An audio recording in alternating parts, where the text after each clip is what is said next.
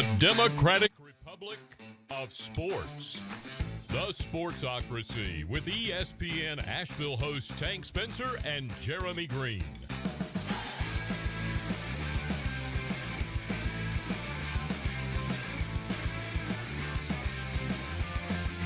Welcome into the Sportsocracy. I'm Tank Spencer. Jeremy Greene here once again, and a 5-0 Jeremy Greene. I got 5 on it. Yep. Patrick Holtz already weighed in, made him a boatload of money last night off of Jeremy's pick. So congratulations to Patrick. And Jeremy will be expecting his commission sometime soon. Nah, I do it for the love of the game. For the love of the game. Last night it was the Denver Nuggets.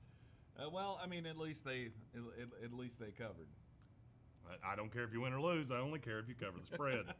It's a 3-1 series lead for the Los Angeles Lakers after the 114-108 win. 31-13, final score last night of the Miami Dolphins and the Jacksonville Jaguars. Miami coming out the victor in that one.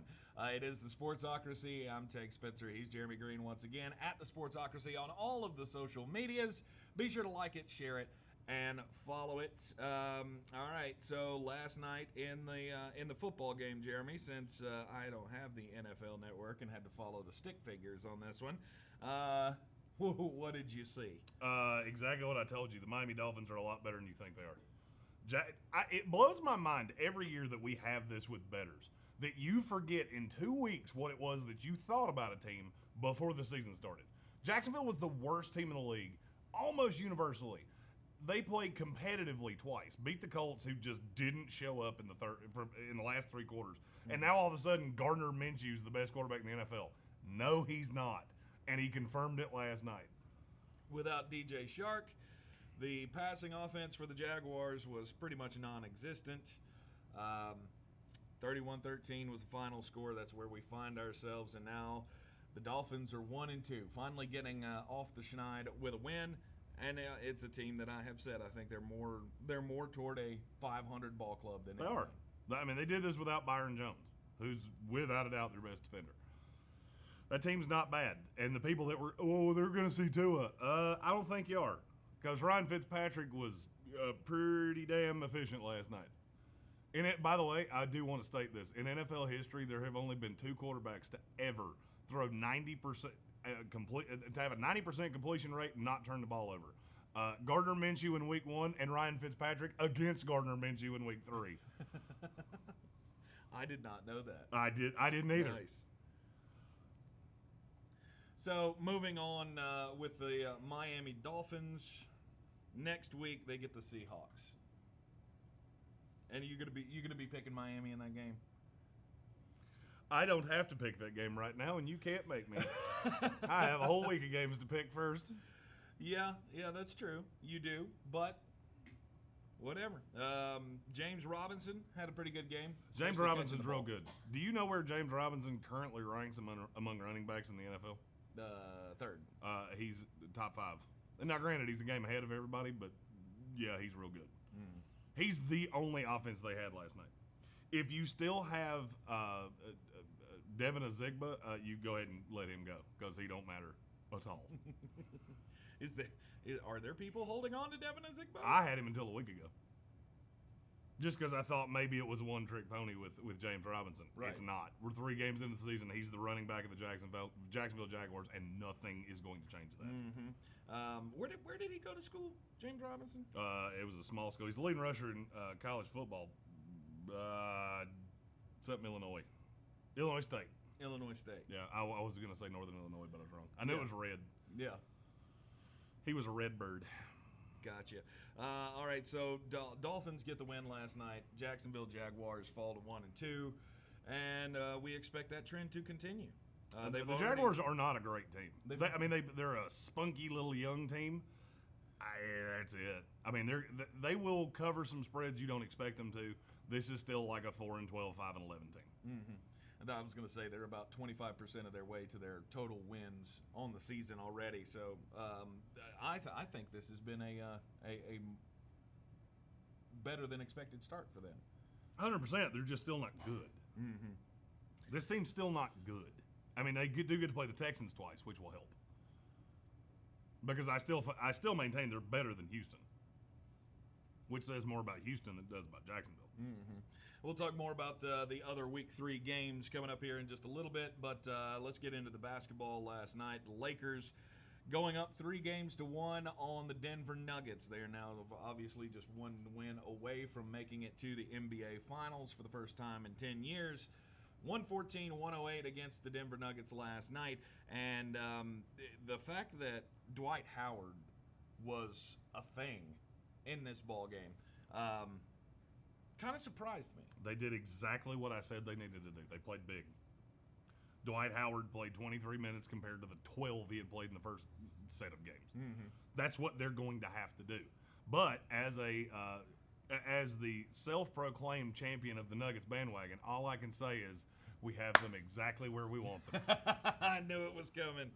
It is the third straight series that the Denver Nuggets have fallen behind 3-1, and we'll see if they can catch lightning in a bottle again and win 3 in a row. If they can survive tomorrow night, they'll break an NBA record for most elimination games in 1 year, which is mind-boggling because there's still this series and another one theoretically to go. Right.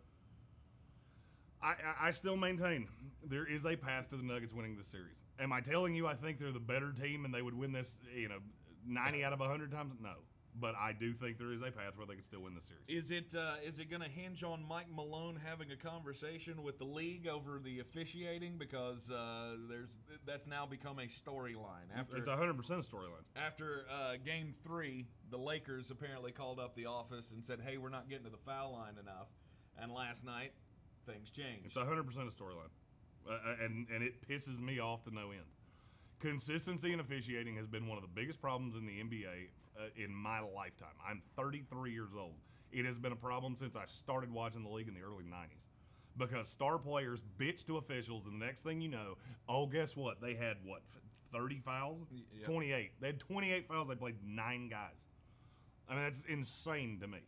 Little LeBron did like how he was being officiated. I got to call a bitch about it. You got to take care of me. Shut the fuck up. And I hope Game 5 there's not an official on the floor, because that tends to be what happens. Yeah, this becomes a story, and then the next one is Thunderdome. Mm-hmm. Because I don't like the Lakers in any game that's going to be officiated that way. If you let them run wild, is what you're saying? If you let them play, I don't like the Lakers to win. I firmly believe they won last night because of, and I don't know that there was a call. I've heard that story, and they didn't call me, so I can neither confirm nor deny that. But if that's true, that's embarrassing, and that looks bad on the league because this was a ugly officiated game. Mm-hmm. And I'm not just saying that as a Nuggets fan. I'm saying it as a fan of the NBA. Right. And that is the story. Apparently, there was a call after Game 3, and when one team shoots 35 times from the free throw line, the other one shoots 23. That's a problem. Yep. That should be real close the vast majority of the time. Mm-hmm. And after the game last night, Mike Malone said, "We're probably going to call the officials as well because there were at least two." There were at least 2 times late in the game where Jamal Murray drove the basket and LeBron James is being heralded for his great defense. Of course he did, because he raked him. And the Nuggets are going, no, he fouled him both times. Yeah, he's 6 inches taller, and he raked him.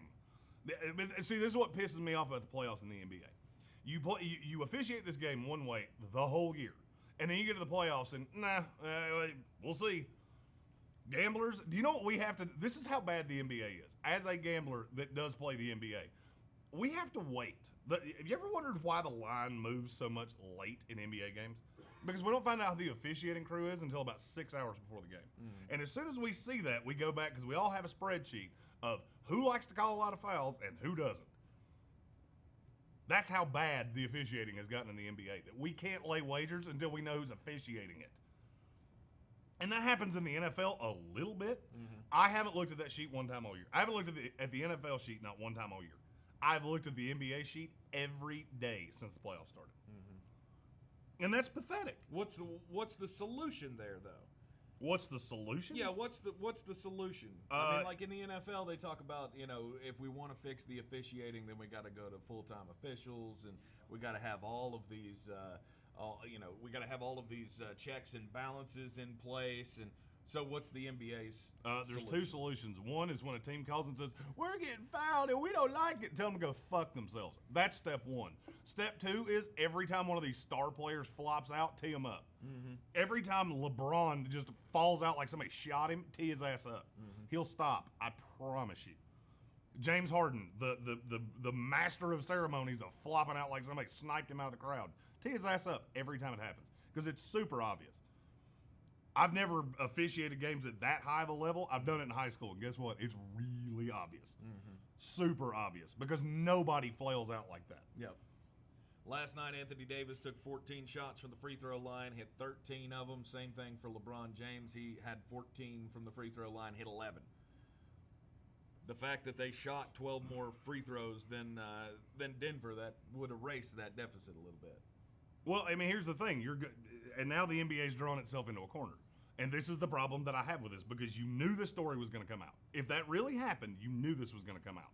And so now you got people like me going, all right, let's see how Game 5 goes. Mm-hmm. Because if you take this Lakers team into the finals and you're going to give them calls like that, it will invalidate everything that happens because this Heat team plays aggressively. And if you start doing that ticky-tack shit against them, Lakers will beat them in 4. Right. Just my feelings on it. Mm-hmm. Dwight Howard was able to get Nikola Jokic into foul trouble in that ball game. And, I mean, Jokic and Millsap were in foul trouble. Mm-hmm. I mean, of course they're going to win. What do you expect them to do? They don't have any backup big. The backup big's Mason Plumlee. Mm-hmm. And he was bad. He sucks a lot. He was bad when he was in there last night. Yeah, he sucks a lot. So, but Dwight Howard having his first double-double since the seeding games was a positive note for the Los Angeles Lakers. And I think, it was a must-win. We said it yesterday on this show and the afternoon show. It was a must-win. Whoever won that series, I think, has the advantage. And I think the Lakers have put themselves in prime position, obviously, to move on to the NBA Finals. I don't know. I don't see a path for the I'm Nuggets so tired. I'm so row. tired of talking about officials in the NBA. It's been a 25-year problem, and yet here we are, having a great series. Everything's just rolling along the way we want to. And guess what? Game 4's number one prevailing thought was officials. Mm-hmm. Yep. Stunner. You bitch enough to the officials, and you're going to see those numbers change. Well, I got news Now for you. That's the reason that you're one of the. It's the reason that a lot of people that were huge NBA fans in the 90s don't watch it now. It's the number one complaint. Is it's the softest, bitchiest, damn lame-ass league because you can't breathe on somebody without picking up a foul. And when it's not consistent, it's even more noticeable. And last night, it wasn't consistent. Game 5's coming up on Saturday, so we will find out if the Lakers can move on or if the Nuggets can stay alive in yet another series. But once again, they're going into it with the attitude of we've already done this twice. Mm-hmm. We've already been here playing with our backs against the wall and been able to be victorious against, two teams that everybody said we couldn't beat. Once we got down 3-1 to Utah, everybody said, well, this series is over. Same thing with the Clippers. So they are we'll see if they are such the team of destiny as everybody has been opining. Lakers, Bakers, candlestick makers, don't matter, Nugs in 7. Coming up tonight in the NBA, you got Game 5, Heat and the Celtics. 3-1, Miami leads. Is it over tonight? Yes. Yep. Heat lock it down tonight. It's over. Mm-hmm. You think there's if they have to keep coming back though from double-digit deficits? Don't care. You really? I don't care. The Heat are just a better team. Mm-hmm. I don't care. I will say one of the most unbelievable stats I've ever seen is the Lakers are 52-0 this year when they lead through 3 quarters. That's almost hard to fathom. Mm-hmm. It is indeed. But Jimmy Butler, what kind of? I mean, if you're Jimmy Butler right now, what's your mindset like? I'm not going to lose this game. Mm-hmm. I am going to squish them while I have them down. While they're infighting, while there's problems over there, I'm not going to give them the opportunity to get any sort of forward momentum, and I'm going to end this right now, which is what I think they're going to do tonight. Mm-hmm. I'll be 100% honest with you. I don't think the game tonight's all that close. I think the Heat win this game comfortably. And they don't have to necessarily rely on Tyler Hero to score 37. It's a different dude that steps up every night. They're on a constant revolving door of it's Jimmy Butler playing great defense, getting his 20, 25 points a night. And then you just wait. You just wait to see who else is going to step up for them. Goran Dragic. Is it going to be Bam Adebayo? Somebody's going to step up, and that's Heat lock it down tonight. Okay. All right, we'll have to wait and see. I think Boston's got a little bit more fight in them. They want to definitely extend the series, but I don't know if that's going to be possible for them. Nope. Pac-12 announced last night that they are going to be coming back. They're going to be starting on November the 6th. Will be the first time that the Pac-12 teams can have a game. They're going to have a 7-game conference football schedule, and then they're doing the same thing that the Big Ten is doing, where they will play the 7-game schedule. Then they're going to have their conference championship game, and on the same week that the conference championship game is, everybody else in the conference is going to play an 8th game. Yep. So they got a 7+1 series. Their hope is that they are going to be considered for the college football playoff. They won't. Straight up, they won't. If they have an undefeated team, you still don't think they're going to be. Don't care. All right, who could their undefeated team be? I don't know. USC. It's not going to be USC. Choose one that actually could possibly happen. There's only one. Oregon. There you go. All right, let's say Oregon is and their schedule's not out yet, so I don't know who they're going to play. Oregon is theoretically going to have a schedule that consists of Cal, who sucks, Oregon State, who's awful, Stanford, who's meh, Washington, who's double meh, Washington State, who's not good, and they're going to play 2 teams out of the South. What could they do there short of winning by 130 a week that's going to make you go, yeah, they're better than an SEC team? Right.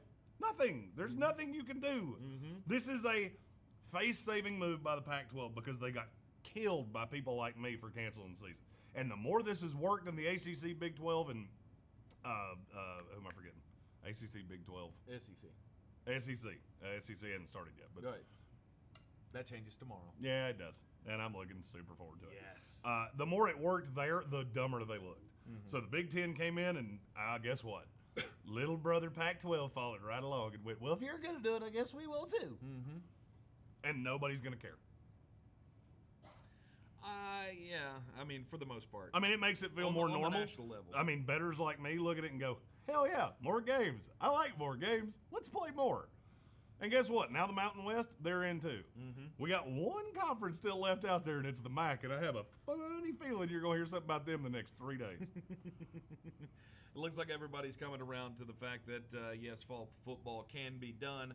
All of the daily antigen testing and all that kind of stuff that they've reached agreements to do, they found a way. Shocker of shockers. They found a way. When the public pressure got too much, they were like, oh, well, maybe we do need to do this. Well, they took this hyped-up flu and realized, oh, wait, nobody that's not 80 is getting sick. And we played 18 to 22-year-old kids. I guess that doesn't really fucking matter to us now, does it? Well, now we have a report of one of the BYU players who has tested positive for COVID now has pneumonia. Oh, he has pneumonia? It well, sucks. Shit. It sucks. Speaking from personal I mean, it's awful, but you have pneumonia and, you wind up in the hospital with pneumonia. It sucks. He has pneumonia, not Ebola. They're very different. Absolutely. I'm not saying that he's in danger or anything, that he's going to die from this. I mean, I guess it's, remotely possible, but I think that is a story that is going to be used by the naysayers. Just letting you know that it's out there.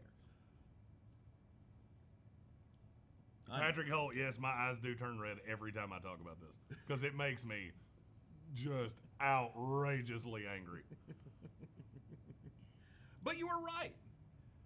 God, I'll say it again. You were right. It all happened. It's like drugs to me. Just the way you said it would. The phrase "you're right" is like drugs to me. I just love it so much. Pac-12's coming back. Mountain West is coming back. Yeah, I expect the MAC will follow as well. The Corona Bros are falling off like flies at this point. Mm-hmm. I mean, the ones that were the most adamant against it. I will say some of the Twitter interactions yesterday were phenomenal. People like me just sitting back waiting for you to say shit. Darren Ravel, come on down. You're the next contestant on Remember That Dumb Shit You Said 3 months ago? It was a fun game for people like me and Clay Travis to play last night, and I played it a lot. Nice. Yeah, I think everybody has come around. They realize that it's not as bad as it could have been. There are protocols that you can take to protect your players, and the 7-game season is just good enough for me. I don't care if you get into the college football playoff or if you're not considered to be in the college football playoff. And they won't be. No, I'm telling you right now, you're going to see. If they're lucky, they'll have 2 teams in the first poll. It'll be USC and Oregon. Mm-hmm. USC will be in the bottom, probably 8. They'll be somewhere from 18 to 25, and Oregon will be in the high teens, 11 to 13, somewhere in there. That's where they're going to slot in. Yeah. And they don't have enough inventory of games to prove that they're better than. I see a path where there could be 3 SEC teams because your schedule's just that much better. The schedule's always mattered. Mm-hmm.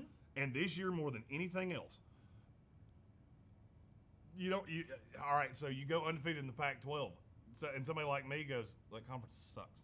It's bad. All right, so going undefeated in the Pac-12 doesn't mean much more to me than going undefeated through the Mountain West or the MAC. Mm-hmm. I don't care.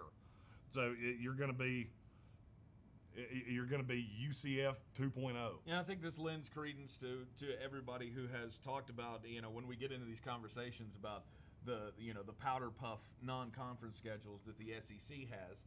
This is what I've always been saying was, okay, I don't have a problem with the SEC scheduling a couple of powder puffs on their schedule because their conference look who they play. Is so much harder. Yeah, look who they play. They have to run through the gauntlet in the conference schedule. Why the hell would you use your non-conference games on massive contests when you got to go up against the Auburns, the Georgias, the Floridas, all of those? So I can't wait for SEC football this weekend. Well, because it's not. So when we talk about the fact that your SEC football team has a massive problem, what's that? Your quarterback hasn't been cleared yet. JT Daniels? I had not heard this. He's not cleared. I thought he had already been cleared. Nope. He has not been cleared, and it is highly unlikely he is going to play tomorrow. Well, Dwan Mathis is going to be the starter, which, first of all, if you haven't heard that story, it's one of the most incredible things you'll ever hear in your life. He was originally an Ohio State commit. He was a 4 or 5-star guy. Justin Fields commits there. He went, nope. Steals off to Georgia, wound up, he had either had a brain tumor or something. He had brain surgery 16 months ago. Mm-hmm. They pretty much told him he was never going to play again, and it's looking like he's going to be the opening day starter for the number 4 in the country, Georgia Bulldogs, tomorrow. That's awesome. It's an incredible story. I knew he was on the depth chart, but I did not know that background. Yep. It's incredible. Great. That's great. And I don't think you're going to need him to take care of Arkansas. Well, you're not. I really don't. Arkansas is, you remember those Powder Puff non-conference games you got? Well, this year, yours are all Arkansas. Here you go. Hog, pig, suey. Georgia opens up against Arkansas. The number 1 game of the weekend to me in the SEC is probably still the Auburn-Kentucky game. I just think so many of these games this week are bad. Florida Ole Miss is going to be closer than you think it is. Okay. Fat Lane Kiffin, and yes, he's Fat Lane Kiffin now. Yes, he Lane Kiffin looks like he's been drinking butter since about the time he took this job. He is fatter than I am at this point. You go down to Mississippi, you can get some of the best food you've ever had in your life. He's a big old biggin. I didn't realize that till you pointed it out to me yesterday. Right, because I saw him on, Pardon My Take. He was on that, he was doing a Zoom call with them, and I thought, holy hell, did he use like an Instagram filter on that thing? Like, is that a thing? The Jiminy Glick I read filter? Or I saw it, and the first thought I had was that old Friends episode. Some fat guy ate Lane Kiffin. He is looking very jowly. There's just a lot of face. He has way more face than he used to have. Right. It's all on the underside, though. There are a few games this weekend that I think are going to be better than people. I'm telling you right now. And this will be, if you watch our afternoon show, this is going to be one of my picks. South Carolina plus 3.5. Watch them come in and beat Tennessee to death. Really? Why? Just because it's Tennessee and Tennessee. I think Tennessee's grossly overrated. South Carolina's schedule is disgusting. And they've had this game circled as our season will come off the tracks if we lose this game. Because, I mean, it's ungodly. In order, they go Tennessee, Florida, Vanderbilt, Auburn, LSU, A&M, at Ole Miss, Missouri, Georgia, Kentucky. Jeez. They could go 0-10. They're not going to because they still play Vanderbilt. But Vanderbilt could at some point just go, you know what? We don't have any players left, and we don't want to play anymore. So, screw it. This is a way bigger game to South Carolina than it is to Tennessee, and it's in South Carolina. I disagree. I disagree with that because Tennessee is. Is there any shot Tennessee goes 1-9? I don't think so. The answer to that's no. There is a shot South Carolina goes 1-9, and every one of these guys that got recruited to play for Will Muschamp is going to have to deal with another coach in a job that's not particularly attractive. I'm telling you, these guys know exactly how much this game means, and they are going to play with their hair on fire. Tennessee every year lets their fans down. And it's usually in week 1. You remember BYU? Yeah. But that was a decent football team. A wise old ginger leprechaun gent told you about that one too a year ago. I don't know. I can't get on board with this game means more to South Carolina than it does to Tennessee because Tennessee is ranked in the top 20. For now, they're not going to be. They're ranked in the top 20 of a poll that doesn't have Pac-12 teams or Big Ten teams. So they're going to be in the back end of the 20s no matter what happens. True. And then, Tennessee gets to go. My computer has to go. They get Missouri, Georgia, Kentucky, Alabama, Arkansas, A&M, Auburn, Vanderbilt, Florida. They will be bowl eligible just by being themselves. South Carolina knows every guy on that team could be in purgatory if they lose this one because they might go 0-10. Yeah. I think, I don't know. I think Jeremy Pruitt is. Jeremy Pruitt's a fine coach. He also doesn't have a quarterback, period. But he's at that point where. And you know what Will Muschamp really likes to do? Scheme against quarterbacks that can't read defenses. Okay. I think Jeremy Pruitt is at that point, kind of a make or break year, and if he doesn't turn in something, I'll go ahead and tell you he's not. You don't think so? Hell no. Tennessee is the exact opposite of Nebraska. Tennessee's administration, they know what they are. Their fan base doesn't, but their administration knows exactly what they are. Nebraska fires guys that win 9 games to bring in guys that win 5. Tennessee's not going to do that. They know Jeremy Pruitt is safe as hell because he's recruiting at a level no coach has since Fulmer left. Yeah. I don't know. I feel like that's been a revolving door for them, and I don't know how much leash they're going to give Jeremy Pruitt. Oh, especially if he comes out and loses wrong. the first game of the season against South Carolina, a team that nobody has any prospects for. You're wrong. It's fine. You're wrong. Okay. There are very few jobs. Look, this year you're not going to see a lot of coaches fired because nobody wants to pay buyouts. That's the one thing that's going to save Will Muschamp is his buyout is dumb. I don't remember. It's like $20 million or something like that. They're not going to pay that. And Jeremy Pruitt's is worse. Jeremy Pruitt knows he is safe as hell. He's not Saban safe, but he's really safe. Really safe. And I think he's resting on his laurels. Just things I have heard. That is all I will say. Okay. If I'm laying a wager on that game, there's a reason that you look at it and go, how is South Carolina only a 3.5-point dog to Tennessee? Because a lot of people that do this for a living know exactly what I know. And I think it's that South Carolina's going to come out, this game's going to be ugly, and they're going to punch them in the mouth. Very well could happen. South Carolina has been good for beating teams that they're not supposed to beat, especially when those teams are named Georgia. I had to get that one out there because I had a feeling he wasn't going to say it. No, I was going that way, especially when their name is Georgia. If you thought about the games that Georgia wasn't supposed to lose over the last 15 years, I would say probably at least 5 of those, a good third of those, is to South Carolina. I'll tell you another game to watch out for. Kansas State and Oklahoma. Ooh, all right. The spread's too high. I'm not saying the Wildcats are going to win. Oh, okay. But I think it's going to be way closer than a 4-touchdown spread. The little purple power. That team's not bad. They're not. They played a very good offensive team that they weren't prepared for, and everybody has jumped ship. They shouldn't. And they're a 27.5-point dog. Jeez. It's a lot. It's a lot of points. I love that little positive symbol with a big number beside it. Alabama, Missouri. Not taking the positive side of that one. 27.5. I don't know if that's It could enough. be 47.5. I wouldn't care. I don't know if that's enough. Alabama is going to try to qualify on Missouri. They're just going to punch their ticket week 1. They're just, all right, it's 70-0 in the second quarter, Nick. What do you want to do? Score more points! We will not get to see a few games this weekend, including Notre Dame and Wake Forest. That game's been called off. But Virginia Tech might actually get to play a game.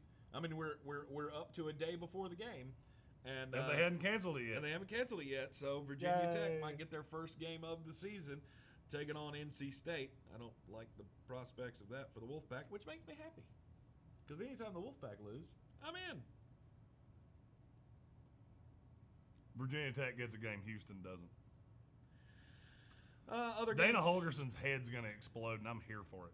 Other games to look forward to in the college football slate. I know you're not real excited about the Florida-Miami game or the Florida State-Miami game. No, I am not. Louisville-Pittsburgh. You think that's got the opportunity to be a good game? Gross. No? Gross. There are very few games that you need to watch. You will watch them because it's football on television. Mm-hmm. West Virginia, Oklahoma State. You tell me I'm crazy. You tell me I'm biased. You tell me I'm whatever you want to tell me I am. I don't like Oklahoma State, and I haven't liked Oklahoma State. They survived against Tulsa, and they looked terrible. Mm-hmm. And now I don't think their quarterback's playing this week. I feel like West Virginia's had a lot of weird shit happen. They're trying to prove how much better they are under Neil Brown. That's a game that I'm telling you is going to be way closer than you think it is, and I think West Virginia wins. All right, let's. I found this story this morning, and I just have to tell it because there is now a legal dispute between Bill Murray. It's sports related. No, it's not. It's sports related. Bill Murray. It's Football Friday. I couldn't give a rat's ass about this if I tried. Oh, come on! It's funny. Bill Murray and the Doobie Brothers are apparently in a trademark dispute because Bill Murray sells these golf shirts, these ugly golf shirts, and it's the No Hucks Given brand, and he's been doing commercials using the Doobie Brothers. Let's listen to the music song.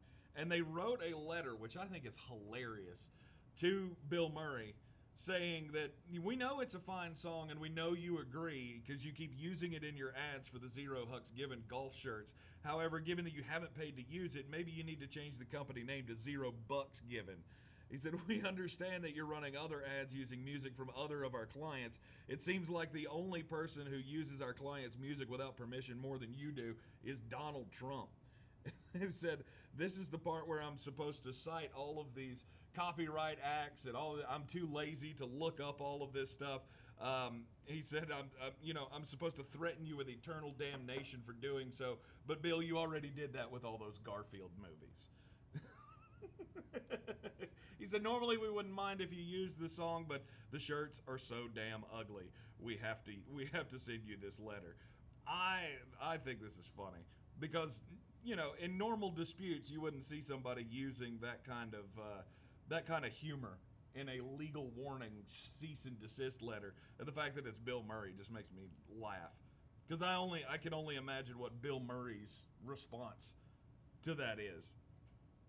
I think I can't wait to see the ensuing back and forth between You care these two. way more about legal shit than I do. It's footballs. I couldn't give less of a fuck if I tried. Well, I care more about what brand of undershirt you're wearing right now than I do about anything that has to do with lawsuits. it's Hanes. We've talked about this shit for 8 months. I am tired of legalese. I want to talk about football. I thought you would enjoy the humor of the situation. But apparently not. Jeremy wants to be stick in the mud. Nope, just want to talk about football. Just talk about football. All right, NFL, go. I mean, you want to give me a Let's direction. Just roll. Week 3. What you got? Just give me a direction, and I'll do that. All right. Just tell me what you're looking forward to most in the NFL. This everything weekend. that happens from 4 o'clock on. Mm-hmm. The 1 o'clock games are gross. It's Rams, Bills, and not much else. I'm trying to get excited about Raiders Patriots, but I think the Raiders beat the shit out of them. The Raiders? Yep. I think the Raiders are going to smoke them. Okay. I don't understand how you're going to guard Darren Waller. And they gave Waller and Jacobs a day off yesterday to rest up because I think that's going to be the two driving forces of this offense. Mm-hmm. Josh Jacobs is going to run the ball down their throats. And when they load the box, they're going to go, 1-on-1 with Darren Waller? Hey, y'all, watch this. You want to see what your safety can't do? Guard that big bastard. We have the fastest tight end in the league, and he's 6'6". I do think it's funny that we're getting ready to watch Bill Belichick get beat at his own game. He used tight ends. He used tight ends as mismatches for 100 years. Right. And he's getting ready to have it done to him. No, you think the Raiders defense is not going to have any problems with Cam Newton and that new style that they found? Not overly, because you're not scared of him deep. I mean, who's going to beat you deep? All right, so you got Jonathan Abrams, this little safety that wants to knock every head off shoulders that he sees. Who's he scared going to beat him deep? Mm-hmm. I mean, you think Edelman's going to beat you deep? N'Keal Harry, who would struggle to beat me in a foot race? I mean, Damiere Byrd, maybe. But he can't catch.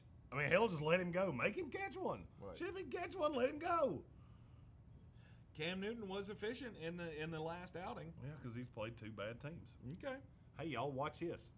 That New England Patriots retribution tour starts 2 days from now. Where is he at? I meant to look where Cam Newton's at right now. I think he's got to be at the top of the league in rushing touchdowns. I have no idea. I would imagine so. Because he's got, 5 already? You don't have that many. I don't think. He got 2 in the first game, I think, 3 in the last game. Well, let's I could just be off look, on shall we? I could be off on that. I tried to pull it up. My computer's not cooperating with me on that. But Cam Newton, he's been better than I thought he would be. He played 2 bad defenses. It's not hard to be good when you play a shitty defense. Yeah, but the Raiders don't have that great of a He has defense 4. either. Oh, he's got 4. I knew it was close. No, but they have a defense that's young and can get after the quarterback, and rushing the passer is not a problem. Mm-hmm. They got to Drew Brees. They're sure as hell going to get to Cam Newton. Yeah.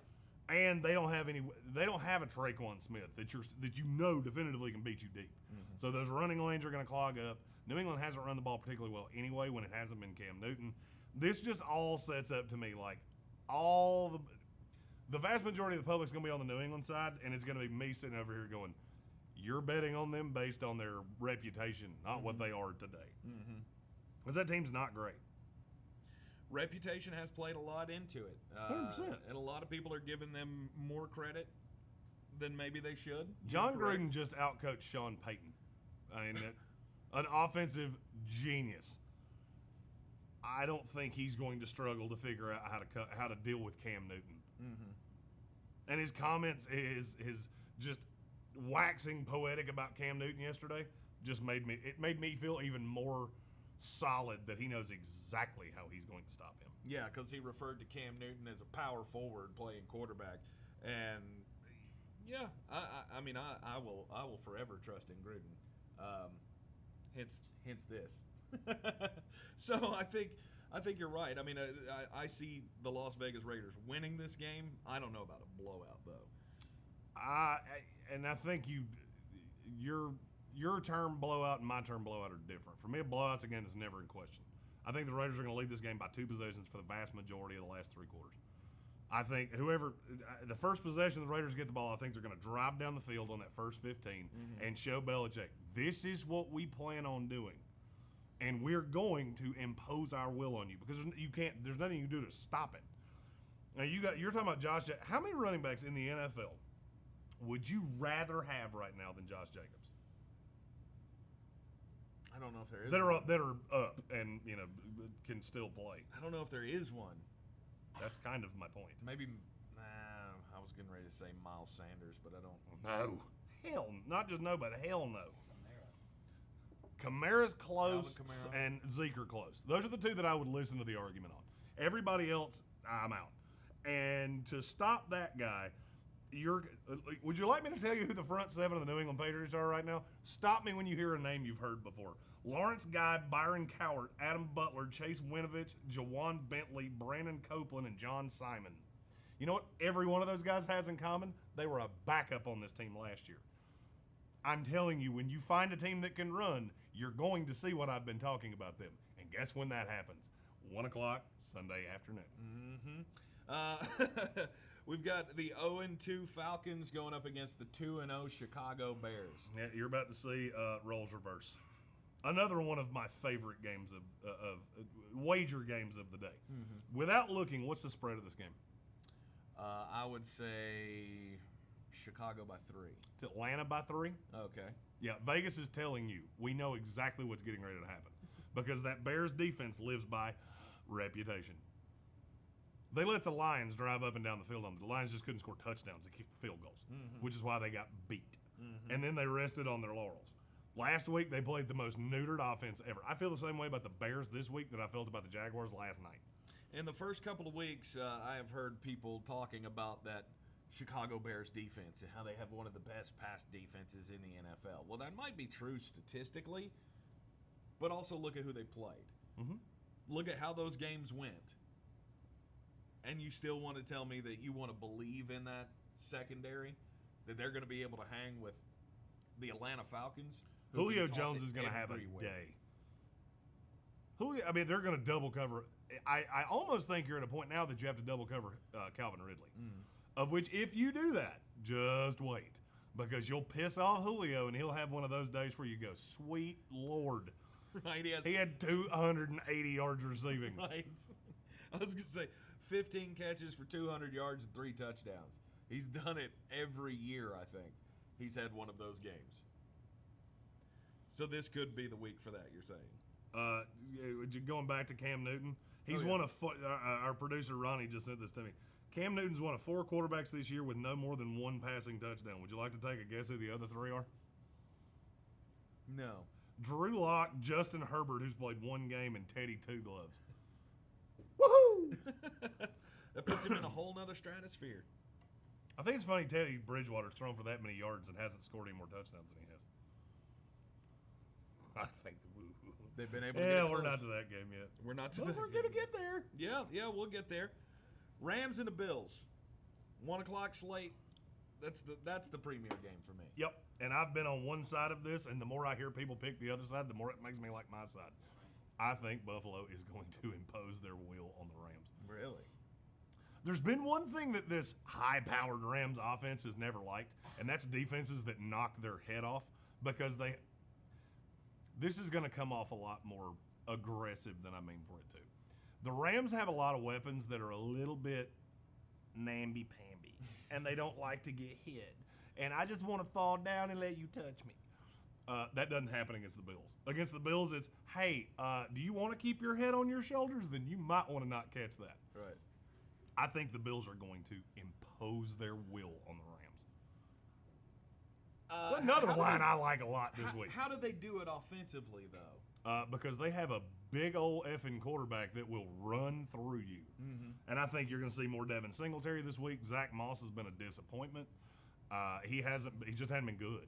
And now I think they're figuring it out. Yeah, Jalen Ramsey's going to lock down on Stephon Diggs. Who's going to defend John Brown? Because they have more than just him. And Dawson Knox and Cole Beasley. I could see this being one of those games. This is going to be the most myopic reference you've ever heard. I remember a game in the early 2000s as a Jets fan where the Raiders, we went to Oakland to play the Raiders. And their opening drive was 18 plays, and it took almost the whole first quarter. And they didn't throw a pass. I won't be shocked if you see something like that from the Bills. I'm not saying it's going to be running the ball. I think it's going to be dink, dunk, bring your safeties up, and then John Brown's going to hit you over the top. That's how I think this goes. Are they going to be able to protect Josh Allen, though? I like that line better than anybody else does. And I understand Aaron Donald's a force of nature. There's just nothing else on that defense that scares me. You know, look at the two teams they played. All right, everybody's talking about Aaron Donald's been such a force. The Eagles may have the worst offensive line I've ever seen. I mean, of the initial depth chart, there were 3 guys that were completely off it. And who they play week 1? I'm blanking. The Cowboys. Cowboys. That line wasn't so much in flux, except for the fact that you have such a weird hole at center because Travis Frederick's gone. So I just look at the rest of the defense and go, who is it that I'm really worried about? Am I worried about Leonard Floyd? Am I worried about Abukum? Or no, not really. And I think you can just anchor that line one way, and you've got a quarterback that can make defensive players miss in the pocket, and I don't see the path to the Rams winning this game. Yeah. I don't know if you I think Josh Allen, he's got some things about him just annoy me, I guess. I mean, he fumbles the ball too much. That's all I got.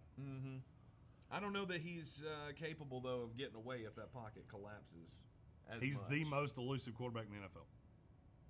The most elusive quarterback in the NFL. Because Better he can than- run through you and run away from you. Lamar Jackson can't do that. I know that's what you're getting ready to say. Yeah, I was getting ready to say. Russell Wilson's the only one that's close to me. Lamar Jackson, the book's out on Lamar Jackson of what it is that he wants to do. And good defenses can stop him. He hadn't faced one of those yet, so Nope. we haven't been able to see it. Maybe Monday night we'll get to see a little bit of it, but Oh, Monday night, I think you're going to see a lot of it. Really? I really do. a little foreshadowing to that Monday night pick. Maybe. Other 1 o'clock games. I mean, you got the Minnesota Vikings and the Tennessee Titans. Yeah. If they played that in my backyard, I'd close the blinds and go upstairs. You got the Browns and the football team. I do like I like Washington +7. It's one of my favorite bets of the week. Giants and the 49ers. Hold on, before we come off Washington Browns, I Yeah. just have to elaborate on this just a hair. What does Washington do damn near better than any team in the league? Pass rush. What does Baker Mayfield not like worth a shit? Pressure. There you go. That's just explaining. That's all I was trying to do. Giants and the 49ers. Not close. That's going to be the grossest game ever because this is not the 49ers. This is like the 27ers because they don't have any other players. I mean, this is like week 4 of the preseason. They're just they're all gone. Garoppolo, nope. Mostert, no. Devin Coleman, no. George Kittle, no. Bosa, Solomon Thomas. I can keep doing this. Right. I really want to just say the 49ers are going to outright win this game. Every year there's a game on the schedule that you look at and go, how the hell did that happen? I kind of think this is one of those. I think this is one of those where there's so much working against them that it might be too much for them to outright win this game. And I see them as a 4-point favorite, and I'm like, I can't bet the Giants. I can't, and I'm not ready to do it yet. Sunday morning, 10 o'clock, right here, Facebook Live. I will pick this game, but I will tell you right now, this is the hardest game of the week, and it's not even kind of close. Nick Mullins leading the charge for the 49ers, and the Giants apparently going to be debuting Devontae Freeman after 3 days of signing him. I guess they realized that. They realize that Deion Lewis is 4'6" and Wayne Gallman doesn't belong in the NFL. Bengals and the Eagles. This is a blowout. I think the Eagles are going to beat them to death. Carson Wentz is one of my favorite plays this week. If you're in fantasy football and you've had Carson Wentz and you're 0-2, like me, this is the week to get right with Carson Wentz. That defense is awful. And before you say, oh, who's he going to throw to? I don't care. I don't care if they call me. I can get open. I got some moves. Shifty. The best game J.J. Arcega-Whiteside's ever had. So 2 catches for 12 yards. Hurt. The Eagles and the Bengals. I like the Bengals to keep that close, though. I don't. I think there's going to be a lot of passing yards. I'm in a 2-quarterback league where I'm starting Carson Wentz and Joe Burrow this week. Okay. And I don't mind it at all. And I'm starting them both over Tom Brady. Yep.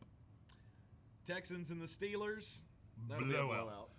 blowout. I think we're all in lockstep on what a blowout means in that game. Except Vegas, it's only a 4-point Steeler lane, which is stupid. Well, I guess maybe they think the Steelers are going to get up and just cruise through the rest of the game. Yeah, not by 4.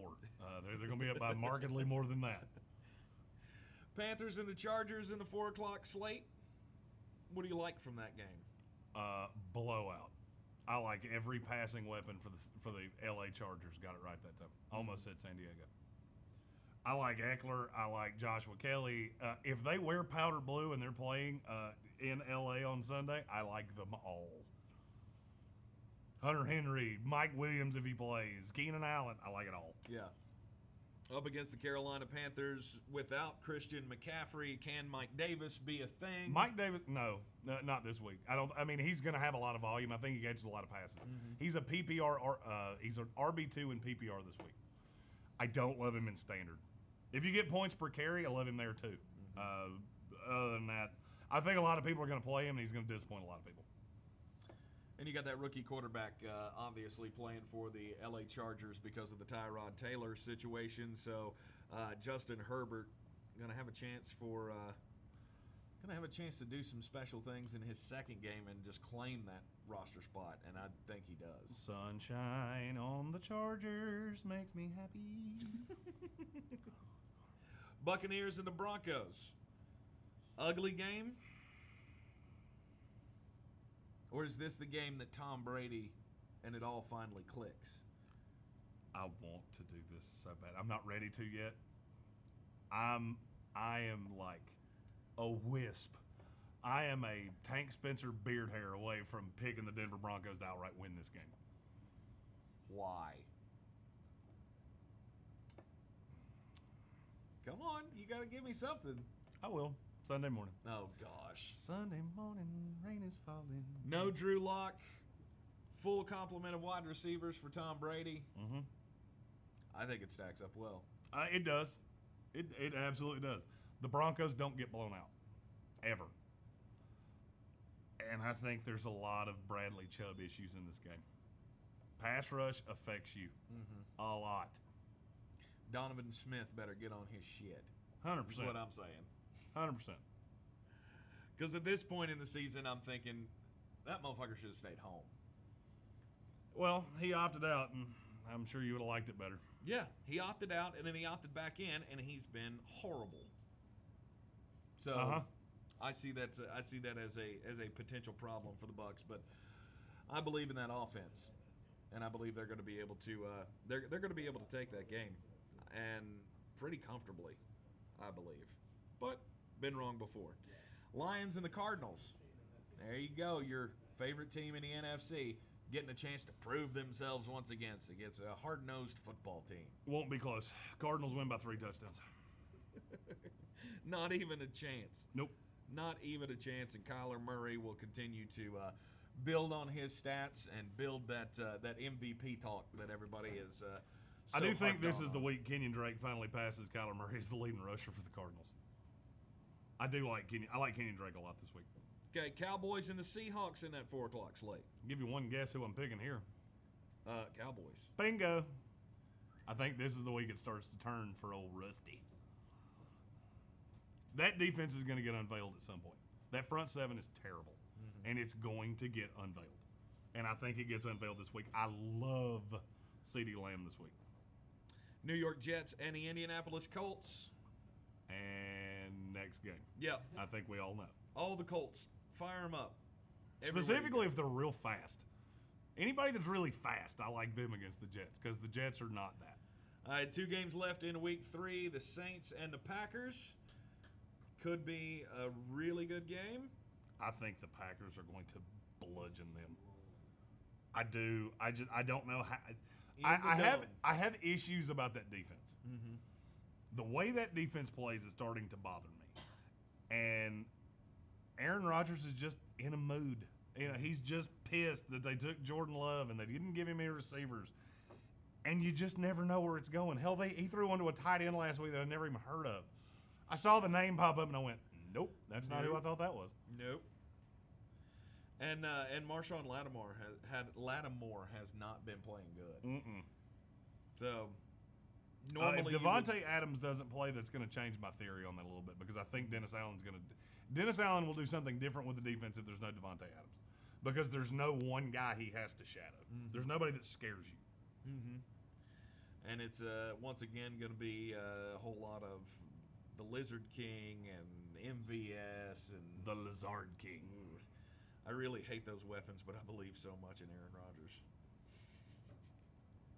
Monday Night Football, Kansas City Chiefs, Baltimore Ravens. You think this will be the game of the year that everybody's pumping it up to be? I think it's going to be good, but I don't think Lamar Jackson's going to be overly successful against this Chiefs defense. The linebackers are slow, which bothers me, but I've got a guy with several Super Bowl rings coordinating this defense. That gives me hope that they have something to stop him. And the running game's bothering me. Baltimore hasn't had to really run, and I'm starting to wonder if they are as good at it as they were. Did losing Hayden Hurst, who was the predominant blocker, and now you're having to play Mark Andrews more, who I said coming out the biggest knock on him was not his hands. He had great hands. He's a great receiver. He can't block anybody. And so I'm curious, against a good team, better defense, where you're going to have to throw to keep up, does that rear its ugly head? And I think it might. And I want to see J.K. Dobbins get more involved. I think he will this week, especially in the passing game. I don't know about that, but I think he will get more touches. That's, I mean, it's not hard to beat one, but I think there's no doubt that he is the future of that backfield. Some of the runs that I have seen him pull off in the last few weeks, and it hasn't been much because he hasn't gotten many touches, but I think he had that 130-yard run last week where you looked at it and went, why is this the only carry he's had in this game? Beats the hell out of me. Because he's incredibly difficult to get down. And if they want to be that running team, they want to have that identity that they had last year, I think they really need to get him more involved in the offense. And I think the longer you get into the season, or the more you get into the season, the more you're going to see that. And you're going to see the reins being taken away in the running game and given over to the young guy. Because I think they also have to start realizing that we can't have Lamar Jackson out there running like he did last year. No, because he'll die. Right. Because he's just a wispy little feller. You like that phrase now. Wispy's becoming one of your favorite phrases? Wispy, yeah, because I keep talking about your beard. Aww. It's my favorite word for your beard. And yes, I had to use the air quotes. All right, we appreciate all the comments. Luke, thank you. We're glad you found us. Tell your friends, and we'll be here every weekday morning at 9 a.m., same place. So welcome to the party. It is the Sportsocracy. I'm Tank Spencer. He's Jeremy Greene at the Sportsocracy on all of the social medias. Be sure to like it, share it, and follow it, and we will be back with you on Sunday. Don't forget to join us down here at the Social in East Ash. We'll be hanging out, watching football, and doing all of our live updates throughout the day. Also, the 10 a.m. fantasy football betting special on Sunday This morning. is one of those weeks that I'm either going to be real right and you're going to be a millionaire, or I'm going to be real wrong and I'm going to have to apologize on Monday. Because I am so convinced of 14 of the 16 games. Wow. 13 of the 15 games. Sorry, Okay. I forgot it was a game last night. Okay, 13 of the 15. That's, that could be a warning sign. Because generally when you're locked in like that. Could be stranger danger, that way. that's all I'm saying. All right, we will see you back here on Sunday morning right here on Facebook and YouTube live at the Sportsocracy on all the social medias. Y'all have a great one.